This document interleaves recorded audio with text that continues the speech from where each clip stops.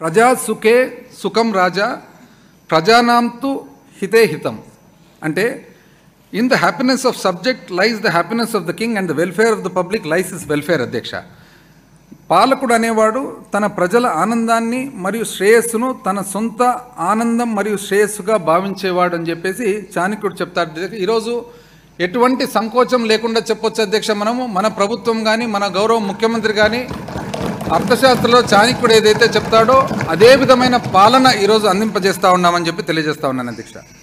విభజన అనంతరం ఏర్పడిన ప్రతికూల పరిస్థితుల్లో కూడా అత్యంత ప్రగతిశీల రాష్ట్రాల్లో మన రాష్ట్రం తన స్థానాన్ని తిరిగి సాధించడానికి ఎంత కష్టమైనా సరే ఏ సవాలులైనా అధిగమిస్తూ అవకాశాలను అందిపుచ్చుకోగలదని మన గౌరవ ముఖ్యమంత్రి గారి దృఢ విశ్వాసం. వినూత్న పరిపాలన ఆవిష్కరణలు.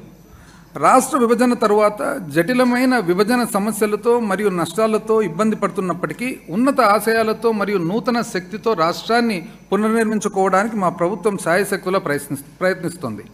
మన రాష్ట్ర సమస్యలను అధిగమించాలంటే పాత మరియు మూస పద్ధతుల్లో కాకుండా ఒక సరికొత్త విధానంతో మాత్రమే అభివృద్ధిని సాధించగలమని గౌరవ ముఖ్యమంత్రి గారు తాను చేసిన సుదీర్ఘ పాదయాత్ర అనుభవంతో తెలుసుకున్నారు.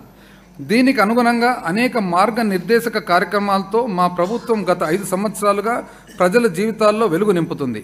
మా ప్రభుత్వం ప్రవేశపెట్టిన నవరత్నాలు, మేనిఫెస్టోలోని ఇతర పథకాలు మరియు అమలు చేస్తున్న వివిధ వినూత్న కార్యక్రమాలు సుస్థిర అభివృద్ధి లక్ష్యాలను అనుగుణంగా ఉన్నాయి. ఈ కార్యక్రమాలు మెరుగైన ఫలితాలను అందించడం వలన ప్రపంచవ్యాప్త మేధావులచే కూడా ప్రశంసలు అందుకుంటున్నాయి. కొత్త ఆలోచనలను, ఆవిష్కరణలను మరియు ఇంతకుముందు ఎన్నడూ లేని విధానాలను కనీ విని ఎరగని రీతిలో అమలుపరచడం వలన తక్కువ సమయంలోనే మా ప్రభుత్వం సంతృప్త స్థాయిలో ప్రజలందరి జీవితాల్లో గణనీయమైన మార్పు తీసుకురాగలిగింది.